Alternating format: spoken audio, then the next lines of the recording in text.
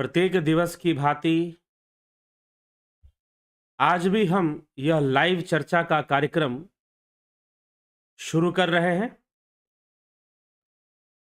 और कार्यक्रम का विषय आपको अच्छे से विदित है कि श्री रामचरितमानस पे चर्चा चल रही है और श्री रामचरितमानस गोस्वामी तुलसीदास जी द्वारा रचित एक महाकाव्य है, एक महान ग्रंथ है जो कि काव्य के रूप में है, पद के रूप में है। तो उस पर हम चर्चा को आगे बढ़ाएंगे। उससे पूर्व आपको बता दें कि जैसा कि आपको पता है, आज 11 फरवरी से ध्यान योग का ऑनलाइन कोर्स शुरू हो गया है, लेकिन फिर भी बहुत सारे लोगों ने संपर्क किया और इस कोर्स को ज्वाइन करने का आग्रह किया, निवेदन रखा कि मुझे ज्वाइन करना है, लेकिन अभी तक वो ज्वाइन नहीं कर पाए हैं, पूछने के बाद, सारी जानकारी लेने के बाद भी। इसीलिए थोड़ा और समय आपको दिया जाएगा। 14 तारीख तक आप ध्यान योग कोर्स को ज्वाइन कर सकते हैं। 14 तारीख तक, यद्यपि कोर्स प्रारंभ हो गया है, फिर भी 14 तारीख तक आप ध्यान योग कोर्स को ज्वाइन कर सकते हैं। तो एक विशेष सूचना है। बाकी प्राकृतिक चिकित्सा जो लोग करना चाहते हैं उनके लिए तो अभी समय है, चिंता करने की आवश्यकता नहीं है, समय है आपके पास। जो लोग प्राकृतिक चिकित्सा का कोर्स करना चाहते हैं तो कर ले, लेकिन जिनको ध्यान योग का कोर्स करना है, कोर्स आज शुरू हो चुका है, फिर भी जिन्होंने नहीं ज्वाइन किया है, किसी कारण से पीछे रह गए हैं, वो ज्वाइन कर ले। 14 तारीख तक का समय उनको दे देते हैं, मतलब जिस दिन प्राकृतिक चिकित्सा का कोर्स शुरू होगा उस दिन तक का समय रहेगा। तो चलिए अपनी मुख्य चर्चा पे चलते हैं। और आज की चर्चा का जो विषय है, ये मैंने सूचना पहले ही बता दी, क्योंकि आप में से बहुत सारे लोग इसके लिए संपर्क करते हैं कोर्स करने के लिए, तो हो सकता था कि बाद में ये सूचना रह जाती, इसलिए मैंने शुरुआत में ही बता दी है। चलिए अब विषय पे आते हैं कि रामचरितमानस की रचना किस प्रकार से हुई और गोस्वामी तुलसीदास जी का जीवन कैसा था। तो आज का जो विषय है, तुलसीदास का झूठ, पाखंड और जातिवाद। तुलसीदास जी का झूठ, पाखंड और जातिवाद क्या था, जिसको लेकर बहुत सारी चर्चा होती रहती है। तो किस प्रकार से चर्चा होती है, इस विषय पर कौन कौन से लोग इस तरह की चर्चा करते हैं, आज हम इस विषय पर चर्चा समझने का प्रयास करेंगे कि यह क्या विषय है, ऐसा क्यों, ऐसा लिखने के पीछे एक कारण है। ऐसा अगर लिखा गया है, आज का जो विषय जो लिया गया है कि गोस्वामी तुलसीदास जी का जाति पाति से क्या संबंध है, और उनके कई चौपाइयां हैं जिनमें जात पात की भावना नजर आती है। ढोल गवार शूद्र पशु नारी, सकल ताड़ना के अधिकारी, इस प्रकार से चर्चा आती है। इस प्रकार से चर्चा आती है कि गोस्वामी तुलसीदास जी ने ऐसी ऐसी बातें लिखी हैं जो चर्चा का विषय बन जाता है। तो वो जो चर्चा का विषय बनने वाली जो बातें हैं, वो क्यों चर्चा का विषय बन जाती हैं, उस पर हम चर्चा आज करेंगे। और गोस्वामी तुलसीदास जी के जीवन चरित्र पर भी चर्चा करेंगे। यद्यपि रामचरितमानस की विशेषता क्या है, अभी एक और विषय बनता है। मानस को सुनने के पूर्व आपको और समझना जरूरी है कि रामचरितमानस और रामायण में अंतर क्या है। इस विषय पर हम आएंगे, लेकिन उससे पूर्व जो उनके ऊपर आरोप लगे हैं, आज हम उनको एक तरह से कटघरे में खड़े करेंगे कि भाई आपके ऊपर ऐसे ऐसे आरोप लगते हैं कि आपने जात पात को बहुत ज्यादा बढ़ावा दिया, आपने नारी के लिए बहुत ही जो है खराब शब्दों का प्रयोग किया है। गोस्वामी तुलसीदास जी ने, यह भी चर्चा आती है। सबसे बड़ी बात क्या है कि रामचरितमानस को लेकर जिन बातों का प्रचार है, जिन बातों का प्रचार है, उन बातों को समझना जरूरी है कि क्या सही प्रचार है, क्या झूठ प्रचार है। क्योंकि समाज में झूठ बहुत तेजी से फैलता है। वो कहानी मैंने आपको कई बार सुनाई है कि एक बार सत्य जो है स्नान करने के लिए तालाब में निकला, तो झूठ पीछे से आया और उसने सत्य के कपड़े पहन लिए और वो निकल गया घूमने। वह निकल गया घूमने। सत्य जो है तालाब से बाहर निकला, और जब निकला और अपने कपड़े ढूंढने लगा, तब तक झूठ जो है आधी दुनिया घूम चुका था, मतलब आधी दुनिया को अपना फॉलोअर बना चुका था। तो झूठ और सत्य क्या है? क्या वास्तव में गोस्वामी तुलसीदास जी की विचारधारा ढोल गंवार शूद्र पशु नारी सकल ताड़ना के अधिकारी, यही उनकी विचारधारा है? अधम ते अधम अधम अति नारी, जो नारी है वो अधम से भी अधम होती है और वो अति अधम होती है। महिलाओं को तो एकदम इतना नीचे गिराकर उन्होंने अपनी मानस में रखा है कि पूछिए मत। तो इस प्रकार की चर्चा रामचरितमानस में मिलती है। लेकिन ऐसा क्यों लिखते हैं गोस्वामी तुलसीदास जी, और क्या सही में ऐसा लिखते हैं? लिखा हुआ तो है, बात बिल्कुल सही है। रामचरितमानस में यह भी लिखा है अधम ते अधम अधम अति नारी, यह बात भी लिखी हुई है। रामचरितमानस में यह भी लिखा हुआ है कि ढोल गंवार शूद्र पशु नारी सकल ताड़ना के अधिकारी, यह भी रामचरितमानस में लिखा हुआ है। लेकिन रामचरितमानस में एक और बात लिखी हुई है, जाति पाति कुल धर्म बड़ाई धन बल परिजन गुण चतुराई भक्तिहीन नर सोहई कैसा बिनु जल बारिद देखिए जैसा।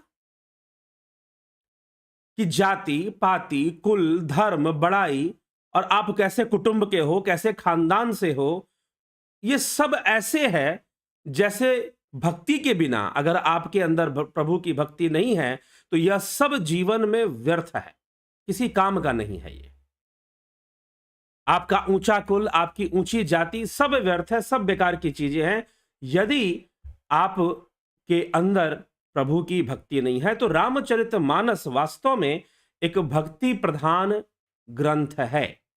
नंबर 1, भक्ति प्रधान ग्रंथ है।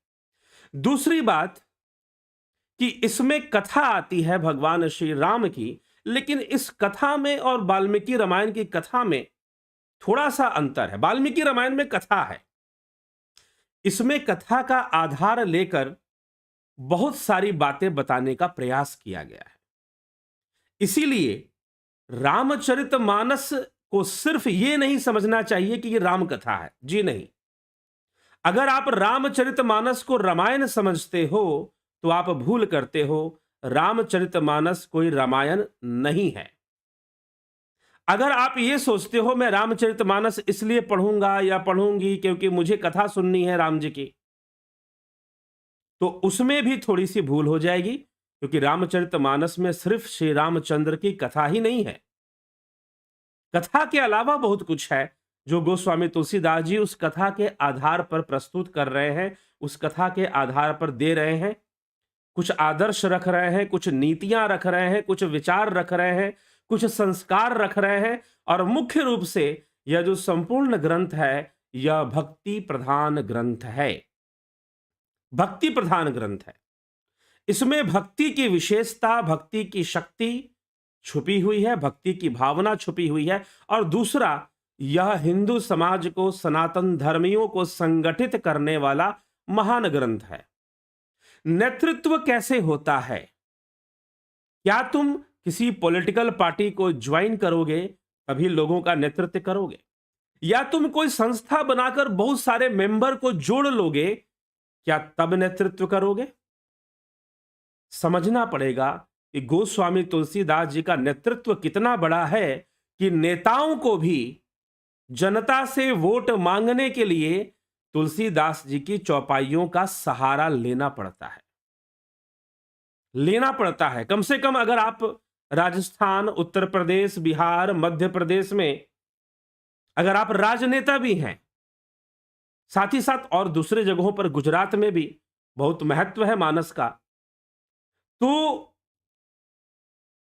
आप अगर नेता भी हैं, अगर आप राजनीति के मंच पर भी जा रहे हैं, किसी पॉलिटिकल पार्टी के नेता भी हैं, तो कई नेता लोग भी तुलसीदास जी की चौपाइयों को बोलते हैं ताकि लोगों के अंदर विश्वास बने। यह तुलसीदास जी का नेतृत्व है,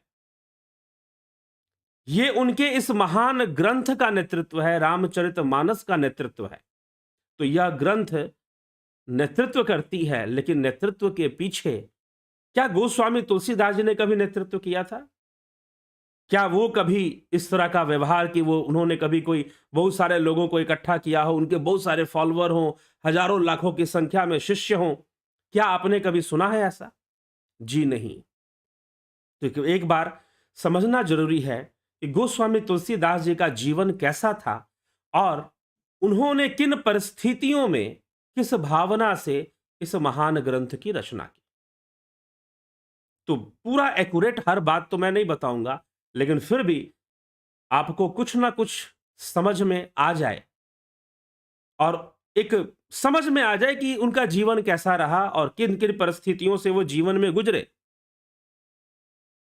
और क्या प्रमाण मिलता है उनके जीवन से कि वो किस प्रकार के व्यक्ति थे, क्या उनका व्यक्तित्व था, ये आपको समझ में आएगा। रामचरितमानस लिख पाना, जो व्यक्ति जरा सा भी पक्षपाती भाव रखेगा वो ऐसी रचना कर नहीं पाएगा जैसी गोस्वामी तुलसीदास जी ने किया है। तो सन 1554 शासन था बादशाह अकबर का। कहते हैं कि उस काल में गोस्वामी तुलसीदास जी का जन्म होता है। अकबर मुगल शासन था, अकबर हो या अकबर का पिता हो। तो गोस्वामी तुलसीदास जी का जन्म उस काल में होता है। कहां पर होता है? बांदा जिले में, उत्तर, आज के समय का उत्तर प्रदेशीय क्षेत्र के अंतर्गत वो आता है, लेकिन वो अपना ही, वो क्षेत्र अपना ही, चित्रकूट का जो क्षेत्र है अपनी ही विशेषता रखता है। चित्रकूट धाम की अपनी ही अलग एक विशेषता है। तो गोस्वामी तुलसीदास जी का जन्म आत्मदेव के घर ब्राह्मण आत्मदेव और उनकी पत्नी माता हुलसी देवी के गर्भ से उनका जन्म होता है। कहते हैं कि 12 महीने गर्भ में रहने के बाद उनका जन्म होता है। और जब 12 महीने गर्भ में रहने के बाद उनका जन्म होता है तो माता रुग्ण हो जाती है उनको जन्म देने के बाद। एक तो माता रोगी हो गई, 12 महीना गर्भ में बच्चा रह जाए और फिर पैदा हो तो निश्चय ही एक समस्या है।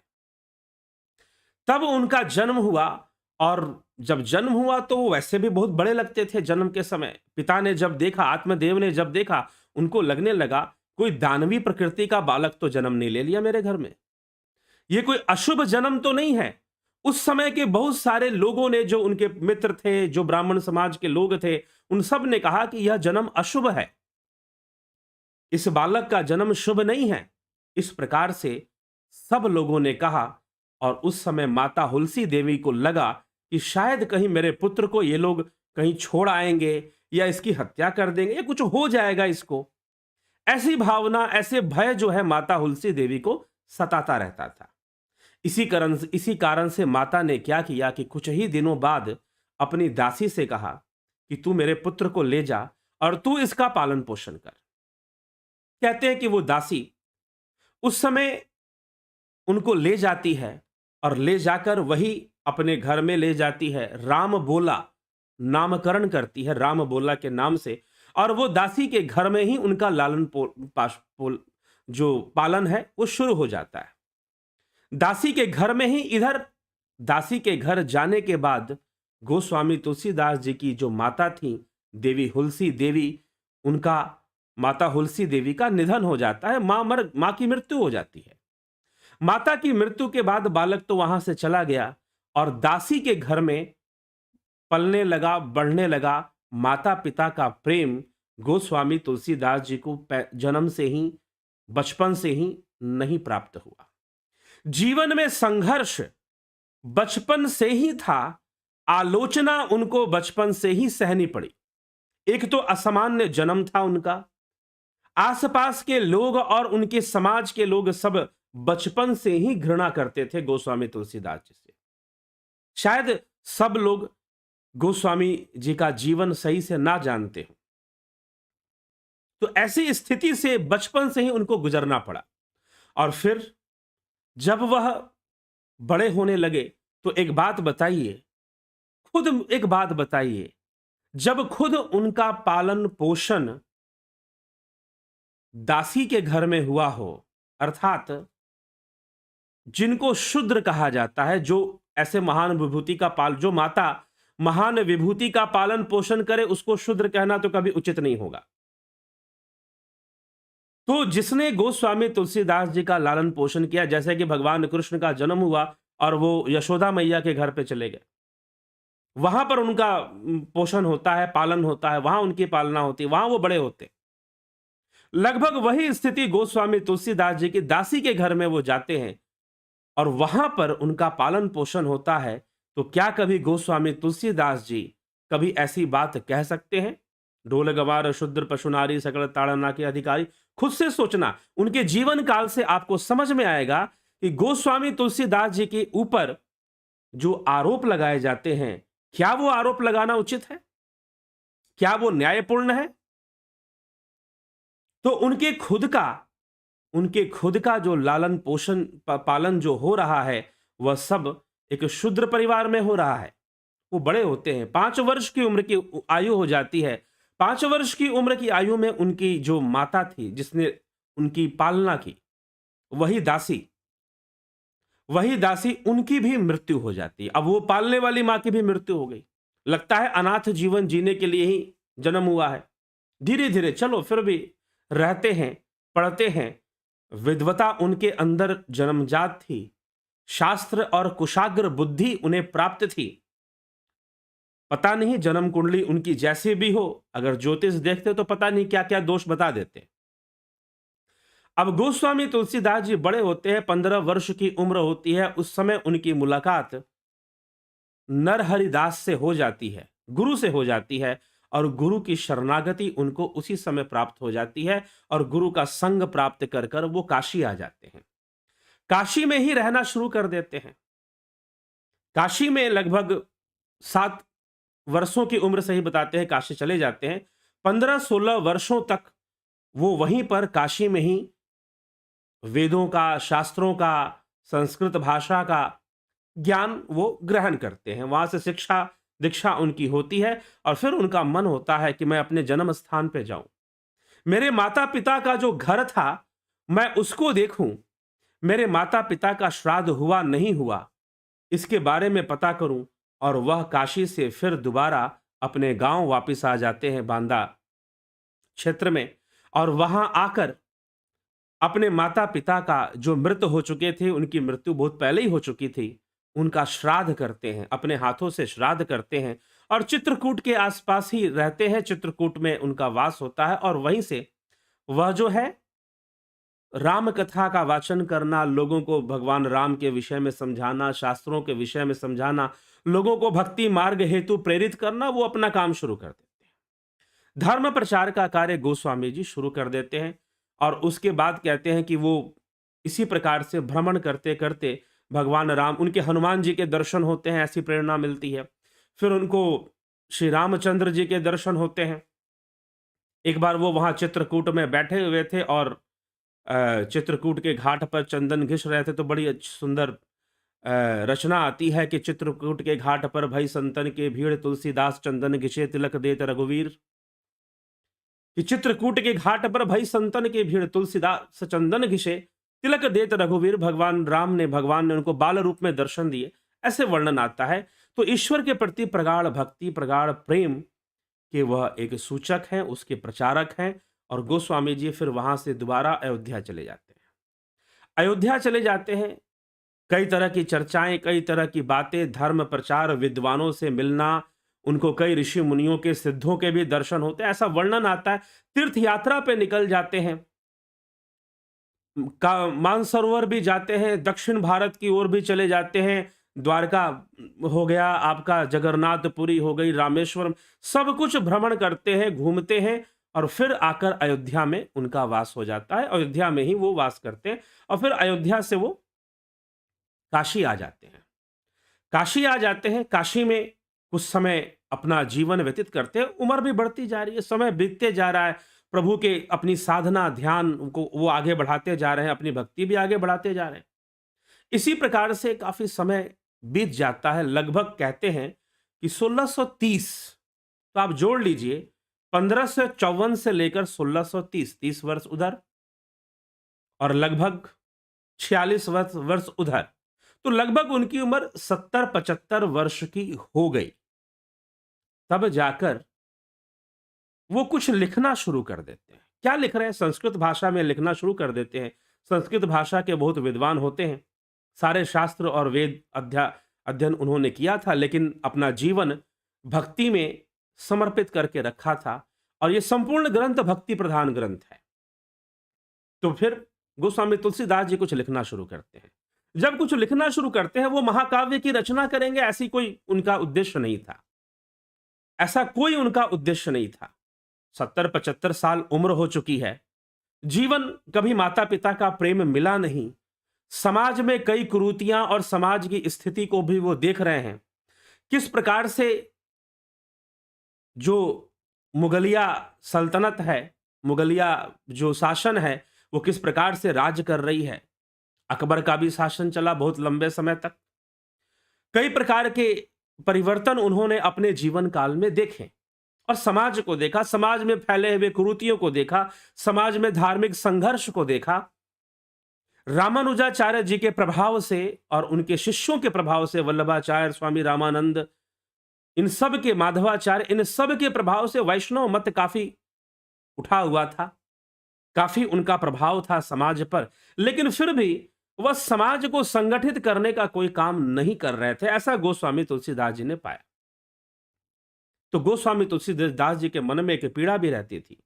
जीवन एक इस प्रकार से बीता, और जीवन में एक महत्वपूर्ण घटना घटती है कि जब उनकी उम्र 16 वर्ष की हो जाती है, और 16 वर्ष की उम्र में वह चित्रकूट वापस आते हैं, काशी से शिक्षा दीक्षा सब ग्रहण कर कर।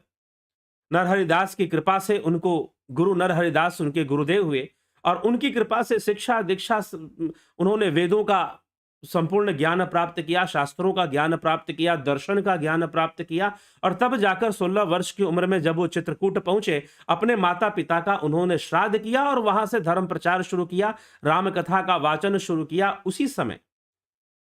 उसी समय भारद्वाज गोत्र की एक अत्यंत सुंदर कन्या से उनका विवाह संपन्न होता है। वह गुणी थे, प्रतिभाशाली थे। कन्या के पिता बहुत धनाढ्य ब्राह्मण थे।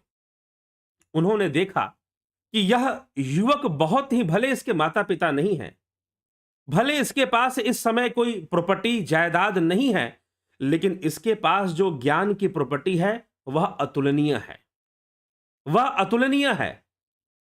तो ऐसा देखते हुए पिता ने निश्चय किया कि मैं अपनी पुत्री एक ज्ञानी पुत्र को दूंगा, ज्ञानी युवक को दूंगा।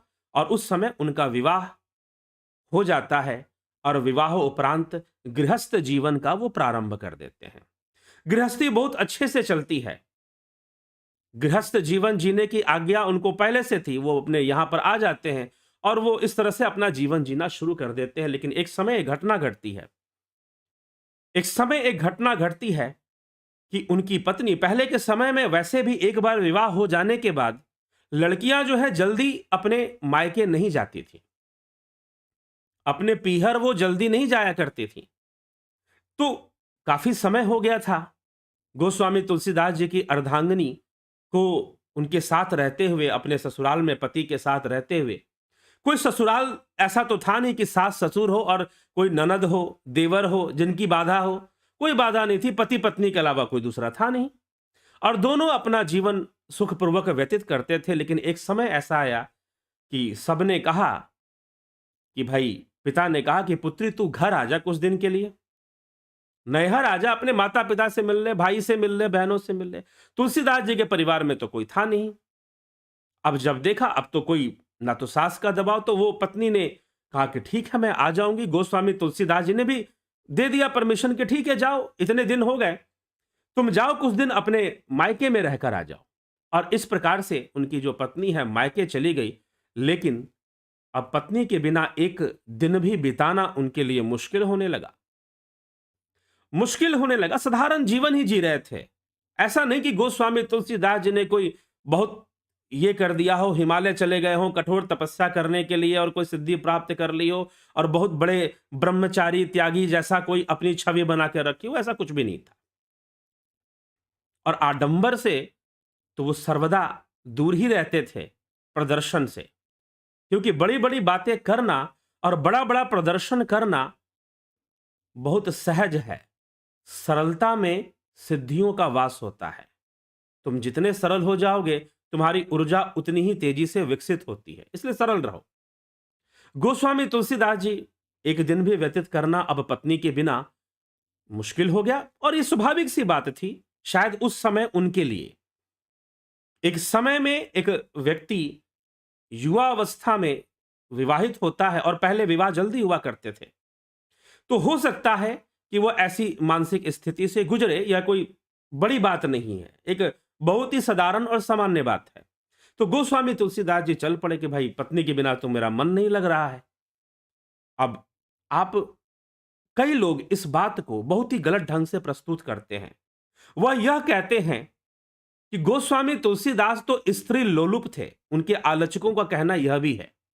लेकिन आप विचार करो कि जिस बालक को बचपन से कोई अपने का साथ ना मिला हो, ना माता का साथ मिला, ना पिता का साथ मिला, जिस माता ने, भले वो अपनी माता नहीं थी, जिसने लालन पालन किया, वो भी 5 वर्ष की आयु में गुजर गई, उसकी भी मृत्यु हो गई।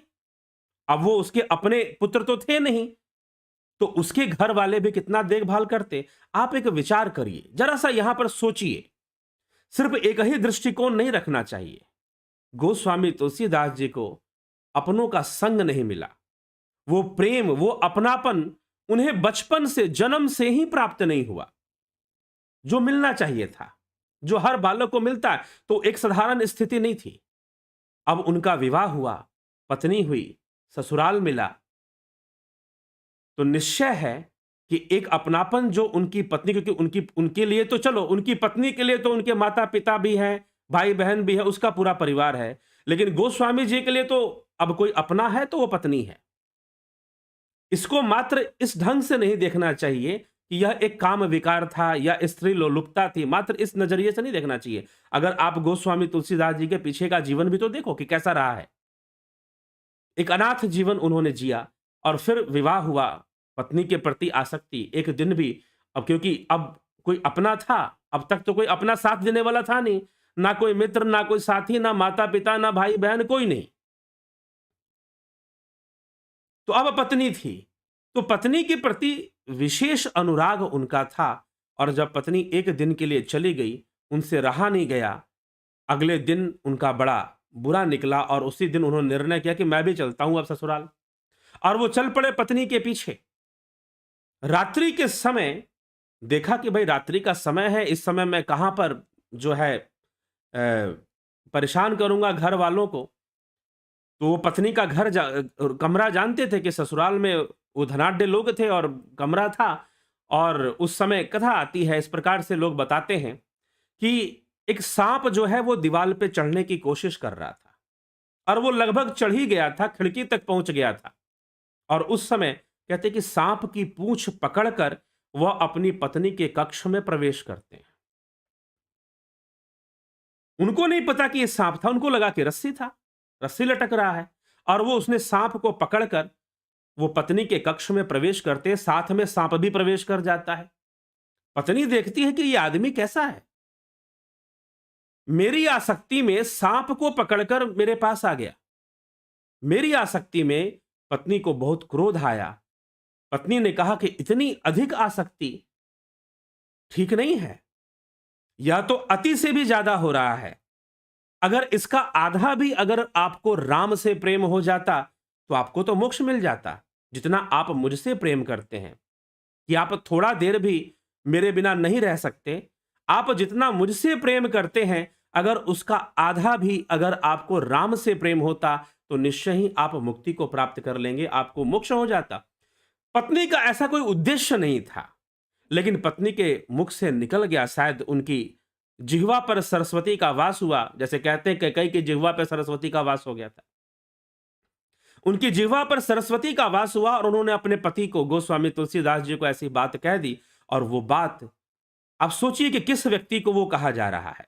वो व्यक्ति जो बचपन से एक एकाकी जीवन जी रहा है, ना उसे माता पिता का सानिध्य मिला, ना उसे एक माता बनी भी, तो वह 5 वर्ष की उम्र में उसने भी देह त्याग दिया।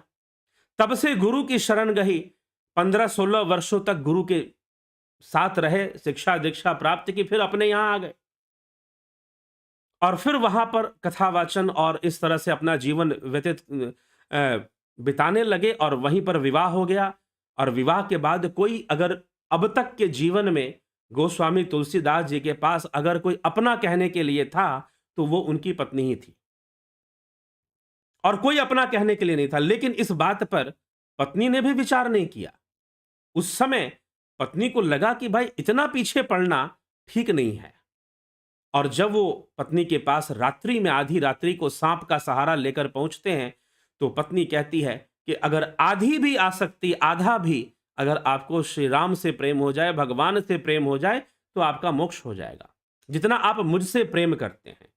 तो पत्नी तो बोल दिया और गोस्वामी जी को वो बात लग गई, और गोस्वामी जी उस समय अपने ससुराल को छोड़कर, उस स्थान को छोड़कर पुनः अयोध्या आ जाते हैं। फिर मुड़कर वो अपने ससुराल नहीं जाते हैं और यह बात को स्वीकार कर लेते हैं कि इस संसार में अगर कोई मेरा अपना है तो मात्र भगवान श्री राम है, दूसरा कोई मेरा अपना नहीं, वही मेरे अपने हैं।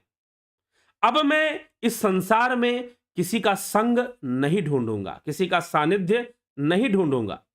उन्होंने प्रण ले लिया कि मैं किसी का सानिध्य नहीं ढूंढूंगा, मैं किसी से मित्रता नहीं, किसी से दोस्ती यारी नातेदारी कुछ भी नहीं करूंगा। जैसा पैदा लिया था अकेला जन्मा, जन्म लेते ही माता ने दासी के हाथ में सौंप दिया। 5 वर्षों तक वहां रहा, वो दासी कहलाने वाली माता भी मर गई। अकेला हूं और अकेला ही जीवन व्यतीत करूंगा। गोस्वामी तुलसीदास जी किसी संप्रदाय, किसी संगठन, किसी समूह से कभी नहीं जुड़े।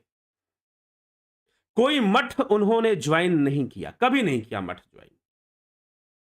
ना कोई, हाँ एक तरह से वो सन्यास ना, लेकिन फिर भी वह वेशभूषा से बाकी सन्यासियों की तरह नहीं रहते थे। कभी कोई संप्रदाय भी नहीं बनाया। जो उनके पास कोई शिष्य आता और उनसे कुछ ग्रहण करना चाहता, शिक्षा दीक्षा, वो उसको देते और भेज देते, जाओ भैया। कभी उन्होंने कोई संगठन का निर्माण नहीं किया, कभी कोई संस्थान नहीं बनाया कि बहुत सारे शिष्य हो, बहुत बड़ा आश्रम हो, बहुत सारे अनुयायी हो। गोस्वामी तुलसीदास जी ने कभी यह सब नहीं किया। इस तरह की कोई क्रिया गोस्वामी तुलसीदास जी के जीवन में इसका प्रमाण नहीं मिलता है। और उम्र बीतती गई अयोध्या में, काशी में, और एक समय लिखते जा रहे थे वो, कुछ लिखना उन्होंने शुरू किया कि चलो कुछ लिखते हैं, कुछ रचना करते हैं। वृद्धावस्था में प्रवेश हो चुका था और लिखने लगे। लिखने लगे संस्कृत भाषा में उन्होंने शुरू किया लिखना। और जब लिखने लगे तो कहते हैं, कथा आती है कि उन्होंने लिखा और लिखने के बाद सुबह जब उठ के देखते, रात्रि में देर तक लिखते और सुबह उठकर देखते, जो भी लिखा होता वो गायब हो जाता। फिर कुछ लिखा, वो भी गायब हो गया। फिर कुछ लिखा, गायब हो, अरे ये हो क्या रहा है भाई। तो एक दिन कहते हैं कि भगवान शिव ने उनको स्वप्न में, भगवान शिव का दर्शन हुआ और भोलेनाथ ने कहा कि तुम जो है अपनी मातृभाषा में लिखो, संस्कृत में मत लिखो। यहां की जो भाषा है, जहां तुम जिस क्षेत्र में रहते हो, उस क्षेत्रीय भाषा में तुम अपनी रचना करो। तो उस समय प्रारंभ में रामचरितमानस की जो रचना आपको मिलेगी, लगभग कुछ श्लोकों तक संस्कृत में मिलेगी, और उसके बाद आपको अवधी भाषा में मिलेगी। अवधी भाषा जो अवध की भाषा है, वर्तमान में अगर आप इस भाषा का प्रयोग देखेंगे तो उतने शुद्ध रूप में तो नहीं है, लेकिन है। पूर्वी उत्तर प्रदेश और पश्चिमी बिहार का जो क्षेत्र है, पूर्वी उत्तर प्रदेश और पश्चिमी बिहार का जो क्षेत्र है, इस क्षेत्र में इस भाषा का प्रयोग आपको मिलेगा। गांव में जाएंगे तो आज भी आपको मिलेगा। तो अवधी भाषा में उन्होंने मानस की रचना शुरू की, रामचरितमानस, और उसमें सर्वप्रथम भगवान शिव की महिमा आती है, शिव कथा का वर्णन आता है, और तब जाकर राम कथा शुरू होती है। तो यहां पर एक तुलसीदास जी ने यह भी देखा कि शैव और वैष्णव मत के बीच में बहुत मतभेद है। इससे जो सनातन धर्म का समाज है, जो हिंदू समाज है, वो बटा हुआ है, बटा हुआ है, वो एक नहीं हो पा रहे हैं और आपस में इनका मतभेद बना रहता है। तो यह मतभेद हमेशा के लिए दूर होना चाहिए। समाज की कई बुराइयां, समाज की कई कुरीतियां, पारिवारिक संबंधों की के बीच जो, हालांकि उनका अपना कोई परिवार नहीं रहा कभी, वो कभी पारंपरिक साधु संन्यास जो होते हैं उस तरह से भी वो नहीं रहे, तो अपना एक अलग ही जीवन उन्होंने जिया और अंत में ये रामचरितमानस की रचना की। तो आप सोच सकते हैं कि गोस्वामी तुलसीदास जी कैसी-कैसी परिस्थितियों से गुजरे और ऐसी परिस्थितियों से गुजरने के बाद क्या कोई क्या कोई जात-पात भड़काने की कोशिश करेगा? क्या कोई इस तरह की बातें लिखेगा कि अधम ते अधम, अधम अति नारी? आप सोच सकते हैं ऐसा? तो सबसे पहला प्रश्न तो यहीं पे उठ जाता है इन सब बातों पर। तो बात है कि यह राम कथा है। कथाओं में चलता है प्रसंग, कथाओं में चलता है प्रसंग। अब जब प्रसंग चलते हैं तो प्रसंगों में आप फिल्म देखेंगे, जो डायरेक्टर या जो स्क्रिप्ट राइटर जिसने फिल्म की स्क्रिप्ट लिखी है, वह किसी से कोई डायलॉग बुलवाएगा, किसी से कोई डायलॉग बुलवाएगा, तो क्या आप गाली देने जाओगे राइटर को? जी नहीं। अगर रावण नारी के 10 अवगुण गिनवा रहा है, रावण जो है मंदोदरी से नारी की निंदा करते हुए, नारी समाज की निंदा करते हुए 10 अवगुण गिनवा रहा है, तो आप गाली क्या तुलसीदास जी को दे दोगे? आप पढ़ो कौन सी बात किसने कही है, क्योंकि कथा चल रही है, कथाओं में प्रसंग चल रहा है। अगर ढोल गवार शूद्र पशु नारी ये अगर गोस्वामी तुलसीदास जी लिखते हैं, तो यह बात कौन बोल रहा है? यह प्रसंग सुंदरकांड के अंदर तब आता है जब भगवान राम समुद्र देवता से मार्ग मांगते हैं कि भाई रास्ता दो, और 3 दिन तक प्रतीक्षा करते हैं। जब 3 दिन बीत जाते हैं तो भगवान अपना धनुष बाण उठाते हैं। उस समय समुद्र देवता भागे भागे आते हैं और समुद्र देव कहते हैं, ढोल गंवार शूद्र पशु नारी सकल ताड़ना के अधिकारी, अपने आप को बचाने के लिए,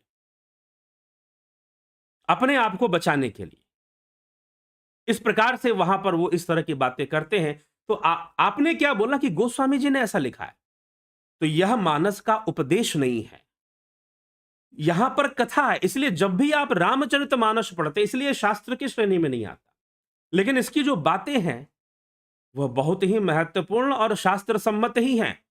लेकिन कथा है, कथा भी है, बातें भी हैं, तो ये अलग तरह की थोड़ी कथा है, इसलिए इसका नाम है रामचरितमानस। अंतर है, रामायण और रामचरितमानस में अंतर है, फर्क है, दोनों एक चीज नहीं है। हाँ ठीक है, यह भी, इसको भी तुलसी रामायण कहते हैं, लेकिन फिर भी फर्क है, क्योंकि यहां पर कथा पर बहुत ज्यादा समय नहीं दिया है गोस्वामी तुलसीदास जी ने। कथा का आधार लेकर बहुत सारी धर्म की बातें, अध्यात्म की बातें, गहरे अध्यात्म की बातें, गहरे अध्यात्म की बातें वो चर्चा में ले आते हैं। ध्यान योग की बातें चर्चा में ले आते हैं। बहुत सारी बातें जो कि द्वैतवादियों के द्वारा या विशिष्टाद्वैतवादियों के द्वारा स्वीकृत नहीं है, वह भी गोस्वामी तुलसीदास जी लिखते हैं अपनी रामचरितमानस में। जैसे कि उन्होंने लिखा कि यही विधि जग हरि आश्रित रही, यद्यपि असत्य देत दुख हई, जो सपने सिर काटे कोई बिन जागे दुख दूर ना हुई, संसार स्वप्न के मानिंद है। या आदिगुरु शंकराचार्य ने माना था, रामानुजाचार्य ने नहीं माना था। उन्होंने संसार को सत्य ही माना था, लेकिन गोस्वामी जी लिख रहे हैं। तो शैव और वैष्णव मत का को मिटाकर, भेदभाव को खत्म कर कर उन्होंने सनातन धर्मियों को एक करने का प्रयास किया अपने इस महान ग्रंथ के माध्यम से, इस महाकाव्य के माध्यम से। और गोस्वामी तुलसीदास जी ने कभी बहुत बड़े समुदाय या समूह का नेतृत्व किया हो, उनके बहुत सारे फॉलोअर हों, बहुत बड़ा आश्रम, कोई मठ ही, उसमें लाखों लोग जुड़े हुए हों, ऐसा कुछ भी नहीं था। उनका यह बाद में चलकर पूरे भारत का नेतृत्व करना शुरू कर देता है। उनका महाकाव्य ही नेतृत्व करता है। अपने महाकाव्य से ही उनका नेतृत्व, उनकी नेतृत्व शक्ति सामने आती है। और धीरे धीरे मानस का प्रचार, मानस का बहुत विरोध हुआ, क्योंकि उसमें ऐसी बातें, स्पष्टवादी बातें लिखी हुई हैं। समाज की बुराइयां और धर्म के नाम पर जो बुराइयां फैलती हैं, धर्म के नाम पर जो कुरीतियां फैल जाती हैं, धर्म के नाम पर जो पाखंड होता है, धर्म के नाम पर जो बातें, जो आदिगुरु शंकराचार्य ने भी लिखी हैं। भज गोविंदम स्तोत्र में आपने पढ़ा है कि धर्म के नाम पर कैसे लोग वेश धारण कर कर कैसे कैसे काम करना शुरू कर देते हैं। तो गोस्वामी तुलसीदास जी भी लिखते हैं, और कई बार बहुत ही कटु शब्दों में लिखते हैं, कटु शब्दों का प्रयोग करते हैं, जिससे कि उनको किसी का सहयोग प्राप्त नहीं हुआ, किसी का समर्थन प्राप्त नहीं हुआ, किसी का समर्थन, ना तो विशिष्टाद्वैत या द्वैतवादी जो बहुत प्रचार में थे, उन्होंने कभी समर्थन नहीं किया। ब्राह्मण समाज के बड़े-बड़े जो विद्वान थे, उन्होंने गोस्वामी तुलसीदास जी का कभी समर्थन नहीं किया। उन्होंने ग्रंथ लिखा और कहते हैं विश्वनाथ जी के पास जाकर रख दिया, काशी में। विश्वनाथ जी के पास रख दिया और जब वहां पर रख दिया, तो कहते हैं कि उस पर रखा तो कई ग्रंथ रखे हुए थे वहां पर ऊपर में उन्होंने रखा, और ऊपर में रखा तो कहते हैं कि उस पर जब सुबह जब वो अलमारी खोली गई, तो उस पर लिखा हुआ पाया गया सत्यम शिवम सुंदरम। जब देखा कि सत्यम शिवम सुंदरम इस तरह से लिखा हुआ है, तो ये चमत्कार की तरह ये बातें लोगों को दिखने लगी। तो वहां पर जितने भी पुजारी लोग थे और ब्राह्मण समुदाय के और दूसरे कई लोग थे, उन सब ने कहा कि ये तो गलत है। ये तो अब जो शैव मत के थे, उन्होंने कहा कि भाई ये तो राम जी की महिमा, ये तो विष्णु जी की महिमा है, हम तो इसको नहीं अपना सकते। और जो वैष्णव मत को मानने वाले थे, उन्होंने कहा कि अरे ये तो शिव की महिमा लिख रहा है, ये तो शिव की महिमा लिख रहा है, और जो शिव की महिमा लिख रहा है हम इसको नहीं अपना सकते। तो उन्होंने कहा कि भाई तुम अपने ग्रंथ को ऊपर मत रखो, सबसे नीचे रखो, और सारे ग्रंथों को ऊपर करके, तुम्हारी ग्रंथ जो है वो दूषित है। उस समय के बहुत बड़े-बड़े विद्वानों ने, जो कि द्वैतवादी थे, वैष्णव मत थे, शैव मत वाले थे, उन सब ने कहा कि तुम्हारा ग्रंथ जो है ये बेकार का ग्रंथ है और ये दूषित है। सबसे नीचे चलो, तुमने लिख दिया है, इसको नीचे हम देखेंगे और इसको हम जो है मान्यता देंगे कि नहीं देंगे, इस पर विचार करने का देखा जाएगा। तो अगले दिन क्या हुआ, सबसे नीचे रख दिया। जब अलमारी खोली गई तो कहते हैं कि रामचरितमानस सबसे ऊपर पाया गया। फिर एक चमत्कार, सबसे ऊपर मिला। तो उन्होंने गोस्वामी तुलसीदास जी पर आरोप लगाया कि तूने चोरी से ये काम किया, इसको निष्कासित करो ब्राह्मण समाज से, इसको हटाओ यहां से। और चारों तरफ से गोस्वामी तुलसीदास जी फिर आलोचना के शिकार हो गए। संपूर्ण जीवन ही कुछ इस प्रकार से बीतता गया, और फिर आलोचना के शिकार ब्राह्मण समाज पे। और कुछ बातें उन्होंने ऐसी लिख दी, कुछ बातों को लेकर शुरू हो गया कि ढोल, उन्होंने लिख दिया कि पंडित सोई जो गाल बजावा, मिथ्यारंभ दम्रत जोई ताके संत कहे सब कोई। अरे तो संतों की निंदा, सबकी निंदा ये किए जा रहा है इसमें। तो बहुत तरह की बातें, कटाक्ष लिख दिया, व्यंग्यात्मक भाषा का बहुत प्रयोग। तो इस तरह से लोग और ज्यादा रुष्ट हो गए, विशेष करके खुद का उनका समाज जो था वो उनसे काफी नाराज हो गया। वैष्णव मत वाले इस बात से नाराज हो गए कि शिव की महिमा लिखता है, शैव मत वाले इस बात से नाराज हो गए कि ये तो राम विष्णु की महिमा इसने लिखा है, हमारी बात थोड़ी ना लिखी है। अब किसी ने मान्यता नहीं दी, कोई मान्यता देने को तैयार नहीं है उनकी ग्रंथ को, उनके महाकाव्य को। अब इतने चारों तरफ से घिरना, आलोचना को सहन करना, फिर भी डटे रहे, टिके रहे, क्योंकि आत्मज्ञानी थे, साधारण नहीं थे, असाधारण अवस्था में प्रवेश कर चुके थे। इसीलिए अपने मार्ग पे वो चलते रहे, अपना काम करते रहे। लिख देना था, लिख दिया, लोगों के पास पहुंचने लगा, और 7 कांड उन्होंने लिखे, उसके बाद ही ये घटनाएं हुई। अब उसके बाद जो है लोगों के पास ग्रंथ पहुंचने लगा। अब जो चीज इस तरह से, कई कई फिल्में होती है ना जिसपे बैन लगाने की बात चल जाती है, तो आपको लगता है कि ये देखना चाहिए क्या चीज है। पहले तो लोगों ने इस उद्देश्य से पढ़ना शुरू किया, फिर जितने भी स्पष्टवादी लोग थे, साधारण लोग थे, आम जनता में, क्योंकि इतनी सरल भाषा थी, अवधी भाषा में लिखी थी उन्होंने, जब आम जनता में जब यह पहुंचना शुरू किया, तो आम जनता ने इसे इतना सम्मान दिया, इतनी स्वीकृति दी, लोगों के मन में गोस्वामी तुलसीदास जी बैठ गए, मानस बैठ गया, श्री रामचंद्र जी की भक्ति बैठ गई, और शिव जी की भक्ति बैठ गई। लोग समझ गए कि हमें शिव और विष्णु में कोई भेद नहीं करना चाहिए, हर और हरि में कोई भेद नहीं होता।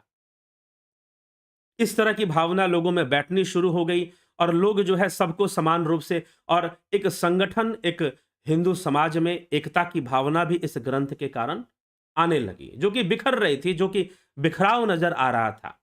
और ऊपर से बाहर से विदेशी ताकत जो थी वो अपनी ताकत को बढ़ा रहा था।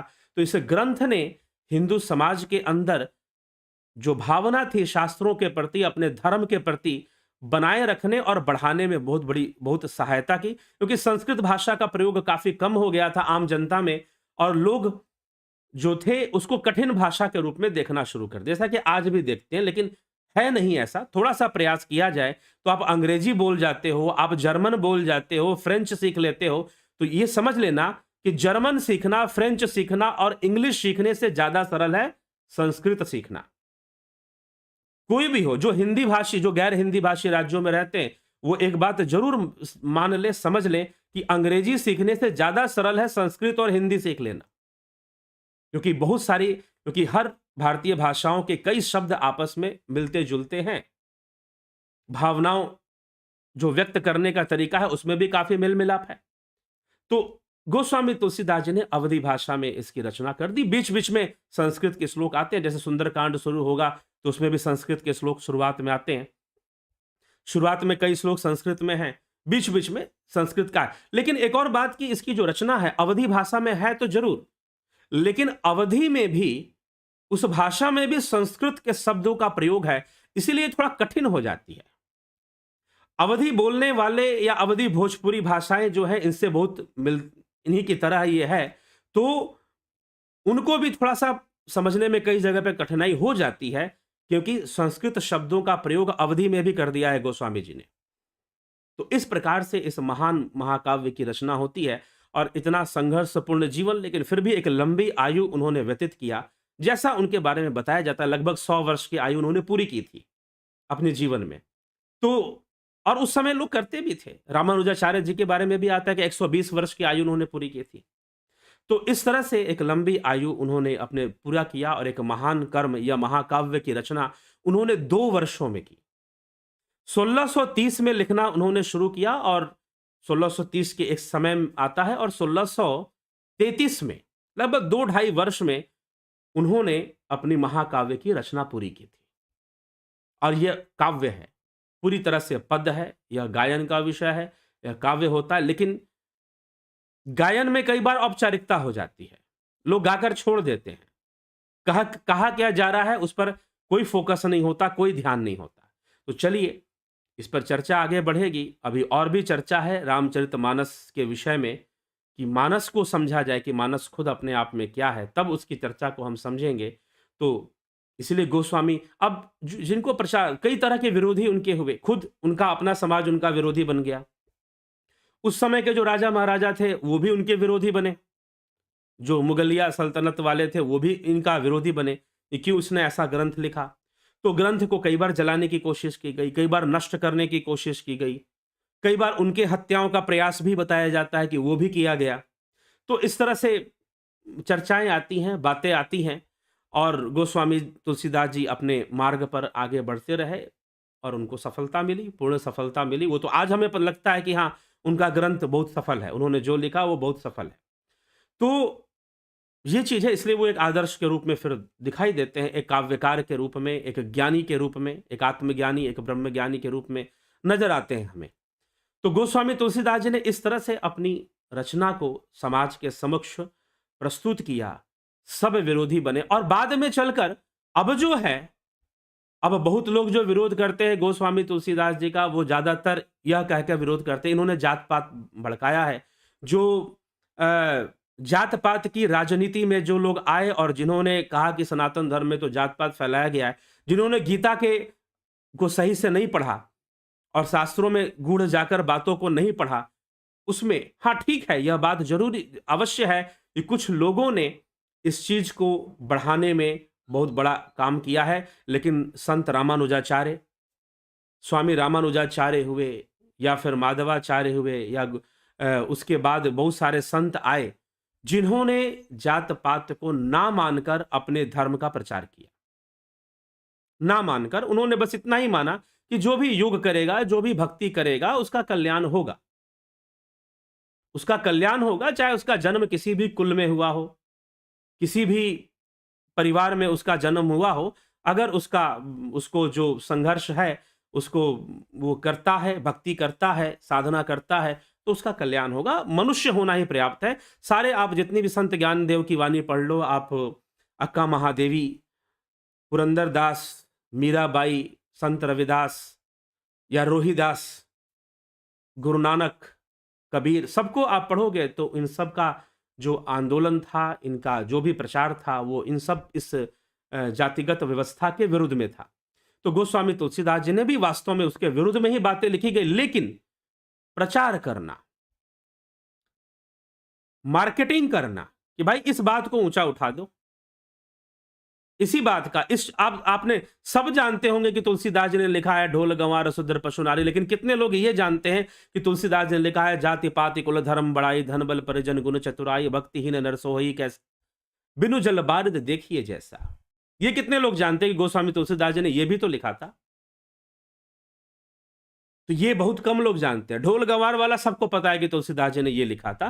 तो यह एक विरोध करने का तरीका है। विरोधी लोग मार्केटिंग करते हैं, जो नेगेटिव पॉइंट होता है और ना भी नेगेटिव हो तो उसे नेगेटिव बनाकर प्रस्तुत कर देते हैं, उसे नकारात्मक बनाकर प्रस्तुत कर देते हैं। तो ये सारी प्रक्रिया चलती रहती है। समाज है, राजनीति का खेल है ये सब। ये सब राजनीति का खेल है जो समाज में क्या है। आप इतने साल हो गए, 70 वर्ष हो गए, 70 वर्ष हो गए। आप उत्तर प्रदेश, बिहार के क्षेत्रों में आप चले जाओ और भी कई राज्यों में जहां पर जाति को लेकर लोग राजनीति करते रहते हैं, राजनेता खड़े ही होते हैं जाति के नाम पर। क्या उन्होंने अपने जाति का कल्याण कर दिया? कितनों का कल्याण कर दिया? कितनों के लिए कुछ कर दिया? आपको नजर नहीं आएगा। तो कुछ का कुछ करना, यह सब चलता है, राजनीति में चलता है। तो राजनीति हमें इसको समझना चाहिए और समझकर हमें अपनी जो सांस्कृतिक धरोहर है, हमारी अपनी जो आध्यात्मिक विरासत जो हमें इस देश से प्राप्त होती है, धार्मिक विरासत जो है, हमारी शास्त्रीय विरासत जो, उसको अध्ययन करना चाहिए, उसको जानना चाहिए, उसको समझना चाहिए।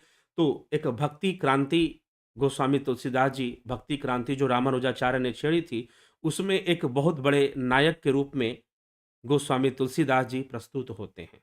भले उन्होंने अपने बहुत सारे फॉलोअर नहीं बनाए, कोई मठ कोई आश्रम नहीं बनाया, फिर भी उनके मानस के अनुयायी आज भी हैं, लाखों में हैं और राम कथा का मुख्य आधार है। आज के समय में जहां कहीं भी राम कथा होती है, जहां कहीं भी राम कथा हो रही हो, कथा पुणे में हो रही हो, कथा आपके राजकोट में हो रही हो, या फिर कहीं भी हो रही हो, किसी क्षेत्र में हो रही हो, आधार मानस होता है। रामचरितमानस का आधार लिए बिना कथा पूर्ण नहीं होती, क्योंकि गोस्वामी तुलसीदास जी ने मानस की प्रस्तुति कुछ इस ढंग से की है कि वो बहुत ही महत्वपूर्ण बन जाती है। तो चलिए हम चर्चा करेंगे क्या क्या उन्होंने लिखा है, आगे बढ़ेंगे। तो कल चर्चा करेंगे कि रामायण और मानस का अंतर क्या है, और कल से ही हम गोस्वामी रामचरितमानस का जो प्रारंभ है, प्रारंभ में वो क्या कहते हैं, किस तरह से शुरुआत करते हैं, उन सब पर भी हम चर्चा करना शुरू कर देंगे। तो अभी विराम देंगे विचारों को। तो चलिए, लेकिन आपके कमेंट्स देखने बाकी हैं, आपकी टिप्पणियां देखनी बाकी हैं, और उसको हम देखेंगे। कमलेश खैरनर जी, बहुत अभिनंदन है। विक्रम सिंह जी, बबीता धीमान जी, शंकर प्रसाद जी, प्रणाम आचार्य जी। एके भट्ट जी, माया श्री हरि की शक्ति और जगत सत्य, ऐसा रामानुजाचार्य विशिष्टाद्वैत का अनुमान। तो क्या तुलसी विशिष्टाद्वैत का भी श्री हरि और हर का एक होना एक अनुमान है? नहीं जी, ये अनुमान नहीं है। उन्होंने तात्विक विवेचना दी है। तत्व रूप में सब एक ही हैं, ठीक है, तत्व रूप में सब एक ही हैं। तो यह उनका तात्विक तत्व की चर्चा में वो कह देते हैं कि किसी में कोई भेद नहीं करना चाहिए। किसी देवी देवता को ऊपर करना, नीचे करना, यह एक अज्ञानता का विषय है। क्योंकि उस समय समाज में बहुत ज्यादा इस बात का प्रचलन था कि जो वैष्णव मत वाले थे वो भगवान शिव को नीचा कर कर बताते थे, और शैव मत वाले विष्णु जी को नीचा करके बताते थे। तो इस बात से वो बहुत आहत थे। इसीलिए उन्होंने तत्व ज्ञान की चर्चा कर दी और कहा कि तत्व रूप में, फिर वही आदिगुरु शंकराचार्य ने कभी किसी को ऊपर नीचे नहीं माना, ठीक है। आदिगुरु शंकराचार्य ने देवी की स्तुति भी लिखी, ठीक है, देवी की स्तुति भी वो लिखते। ऐसे ही गोस्वामी तुलसीदास जी ने भी मां भगवती की स्तुति लिखी है, देवी की स्तुति भी लिखी है, और शिव जी और राम जी की स्तुतियां तो उनकी प्रसिद्ध हैं। वो तो घर घर में गाई जाने वाली स्तुतियां हैं, जो गोस्वामी तुलसीदास जी ने भगवान राम के लिए जो स्तुति छंद और जो स्तोत्र लिखे हैं, रामचरितमानस में भगवान शिव के लिए जो उन्होंने स्तोत्र लिखे हैं, शिव स्तोत्र, वो सब रुद्राष्टकम की रचना गोस्वामी तुलसीदास जी ने की, ठीक है। तो वह सब जो है घर घर में गाए जाते हैं, घर घर में लोग उसका रुद्राष्टकम का पाठ करते हैं। तो ये चीजें हैं। तो इसलिए इस उद्देश्य से उन्होंने नहीं लिखा था कि भाई ऐसा कोई उनका एक अनुमान था। यह तत्व की इबादत ही है। ये गोस्वामी तुलसीदास जी का आप अध्ययन करेंगे तो थोड़ा सामने आएगा कि अनुमान था या क्या था। अनुमान प्रमाण था क्या था, और अनुमान किसे कहते हैं? एके भट्ट जी अनुमान किसे कहते हैं? छह प्रमाण व्यवस्था में अनुमान एक प्रमाण ही है। अनुमान मतलब अंदाजा लगाना नहीं है। अनुमान मतलब किसी एक प्रमाण के आधार पर दूसरे प्रमाण को सिद्ध करना, जैसे कि धुएं को देखकर अग्नि की उपस्थिति को सिद्ध करना, इसे कहते हैं अनुमान। अनुमान का मतलब कोई कल्पना नहीं, अनुमान का मतलब कोई अंदाजा नहीं। रामानुजाचार्य ने भी अगर अनुमान माना तो अनुमान का आधार माना है, अनुमान निराधार नहीं होता। तो अनुमान शब्द का, इसलिए शास्त्र, ये जो षड दर्शन है ना, इसका अध्ययन बहुत जरूरी है। तब प्रमाण व्यवस्था समझ में आएगी कि प्रमाण व्यवस्था क्या है, प्रत्यक्ष क्या है, अनुमान क्या है, उपमान क्या है। समस्या क्या है कि इतना दुष्प्रचार किया गया शास्त्रों के विरुद्ध कि भारतीय लोगों में शास्त्रों के प्रति जो सम्मान था वही खत्म हो गया। उनको लगा कि यह समय की बर्बादी है। मानस का अध्ययन करना या फिर शास्त्रों का अध्ययन करना यह समय की बर्बादी है, उनको लगने लगा ये चीज। और इस तरह से युवा समाज तो करता ही नहीं है। वो फिजिक्स केमिस्ट्री पढ़ेगा, वो फाइनेंस पढ़ेगा, मार्केटिंग पढ़ेगा, कि वो शास्त्र पढ़ेगा, क्या पढ़ेगा? और फिर वो उसी काम में लग जाता है और उसको लगता है कि ये बहुत सही काम कर रहा है, वो बड़ा मॉडर्न हो गया है। लेकिन समस्याएं तो फिर जीवन में आती हैं। जब समस्याएं आती हैं, थोड़ी उम्र बीतती है, तो लगता है कि ये सब चीजें भी जाननी चाहिए, तब उसको लगना शुरू होता है। लेकिन पहले जान ले तो शायद जीवन का बहुत कुछ सुधर जाए, जीवन में बहुत बड़ा परिवर्तन आ जाए। ठीक है, तो ये समस्या है। इसलिए अनुमान को आप किस तरह से समझते हैं, मुझे लग रहा है आपके प्रश्न से कि आपने अनुमान का मतलब अंदाजा लगा लिया है, कोई कल्पना लगा लिया। जी नहीं, अनुमान एक प्रमाण है, अनुमान एक व्यवस्था है, इन्फ्रेंस।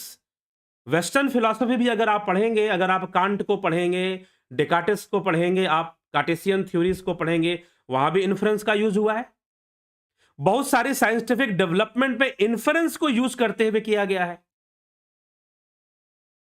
ठीक है, अगर व्यक्ति अनुमान ही नहीं लगाएगा तो खोज क्यों करेगा वो, ये भी बात आ जाती है।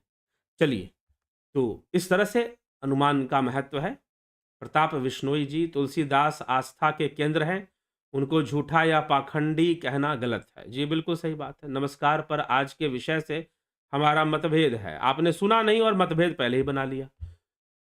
आदरणीय गुरु जी के चरणों में जगत नारायण जी, प्रताप बिश्नोई जी, रामायण के बारे में भ्रम ना फैलाएं। ठीक है, ये राजू पाल जी, बलवंत सिंह गोहिल जी, एके सिंह जी, नवजोत नाथ जी, अवनी प्रधान जी, सविता नायक जी, राम लखन राजपूत जी, शंकर प्रसाद जी। सिख धर्म में एक शब्द है, सब गोविंद है, सब गोविंद है। क्या ये अद्वैत सिद्धांत से मिलता है? जी हाँ, बहुत सारी गुरबानी में बहुत सारी बातें हैं जो अद्वैत सिद्धांत की ही बातें हैं। जैसे कि कहा गया, तो ही मोही मोही तो ही अंतर कैसा, कनक कटीक जल तरंग जैसा। ठीक है, कोई अंतर नहीं है। जैसे कि वही विवेक चूड़ामणि में जो कहा गया, सागर और सागर की लहरें, इसकी उपमा आदि गुरु शंकराचार्य ने दी है। तो वैसे ही जल और जल तरंगों में क्या अंतर? गुरु जी, गहरे ध्यान में झटके क्यों लगते हैं? ये एक व्यक्तिगत विषय है, कभी आप व्यक्तिगत रूप से संपर्क करके पूछिए। जयंती दत्ता जी, ओम नमः शिवाय। गंभीर शाह, कन्हई कुमार, राम निवास मीना, राम सिंह कश्यप, रूपलाल विश्वकर्मा, विनोद कुमार शर्मा, स्मिता सावंत, सीताराम माली, शिवम भट्ट, श्री गुरु जी कोटि कोटि प्रणाम, विनोद कुमार सूत, गौरव, विक्रम सिंह जी, उषा श्रीवास्तव, वैम्पायर गेमिंग, रमेश पेशवानी, पूनम सिंगला जी, गोविंद प्रसाद नीमा, एके त्यागी जी, अजीत अपराजित, एके सिंह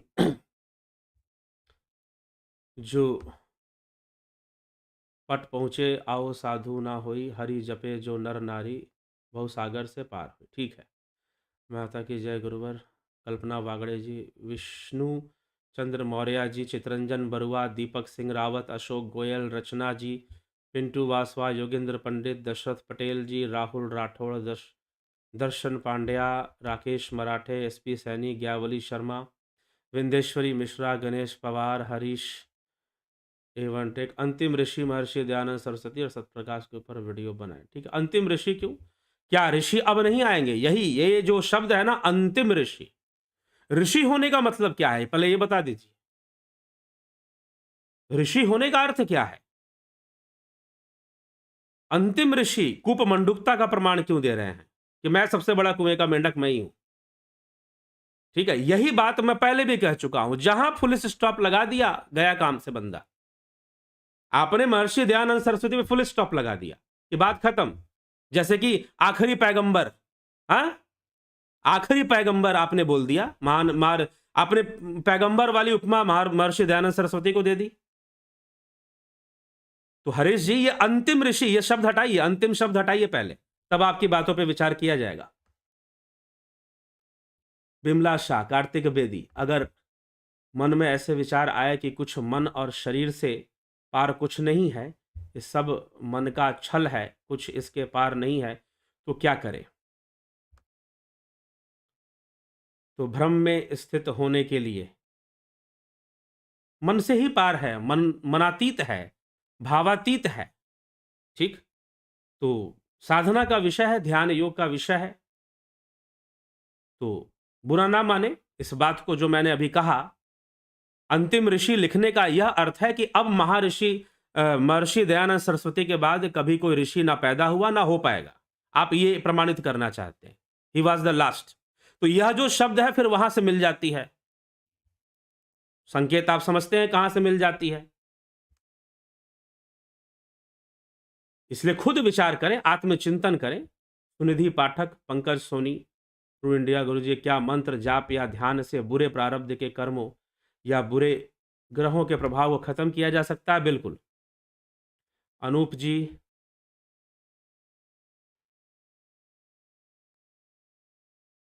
अपने आप ही घट जाता है जो भी भोजन बनता है घर में, पता नहीं क्यों ऐसा होता है। अब क्या बताया जा सकता है इस विषय में? कोई भोजन प्रिय सदस्य आपके घर में होंगे जो भोजन खा लेते होंगे।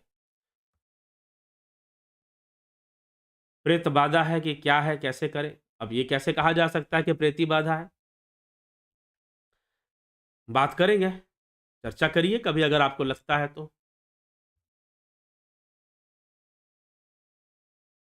कृष्ण भारद्वाज जी, गौतम दास जी, अंजू श्रीवास्तव जी, कृष्ण उदय शंकर जी, जय श्री कृष्ण। गुरुजी तुलसीदास जी रामचरितमानस में कहते हैं कि ब्राह्मण दुराचारी भी हो तो वह पूजनीय है। चर्चा करेंगे, आने दीजिए, अभी चर्चा करेंगे। रामचरितमानस में वर्तमान के विद्वानों ने मिलावट भी मानी है कि इसमें बहुत मिलावट भी हुई है, इसको बिगाड़ने की कोशिश की गई है, कई बातें इसमें अलग ढंग से जोड़ने की कोशिश की गई है, ऐसा भी लोगों का मानना है। तो कहाँ ऐसा प्रतीत होता है, कहाँ क्या प्रतीत होता है, उस पर चर्चा करेंगे।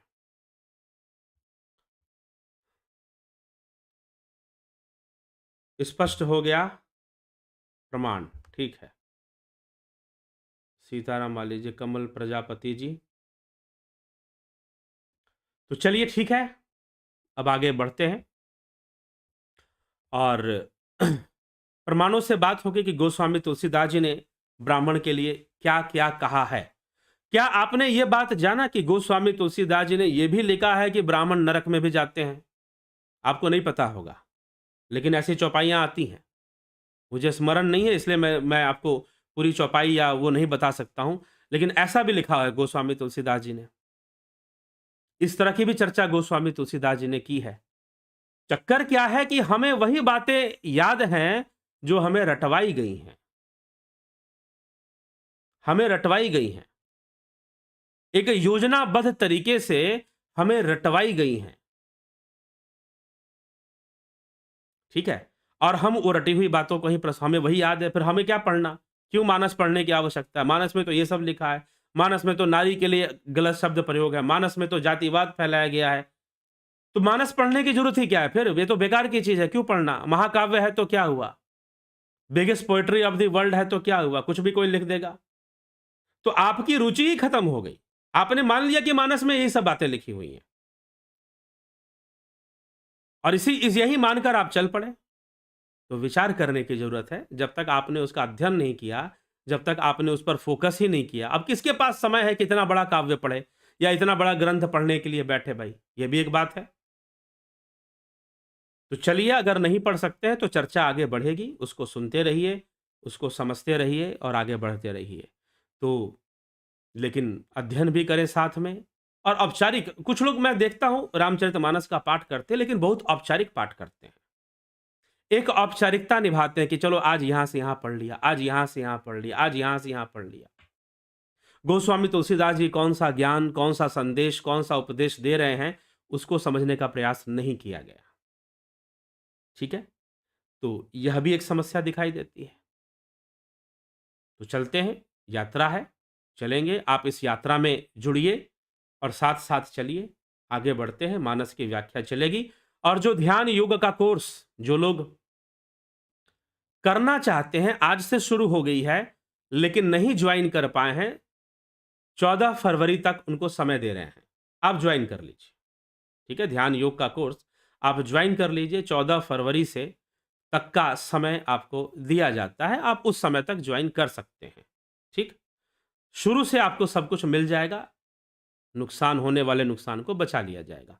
क्योंकि कई लोग जो थे उन्होंने आग्रह किया लेकिन वो शायद किसी कारण से नहीं कर पाए, क्या कारण है वही जानते हैं, तो उनको एक मौका दिया जाता है, 3 दिन का और मौका देते हैं और 14 तारीख तक आप ध्यान योग का कोर्स ज्वाइन कर सकते हैं।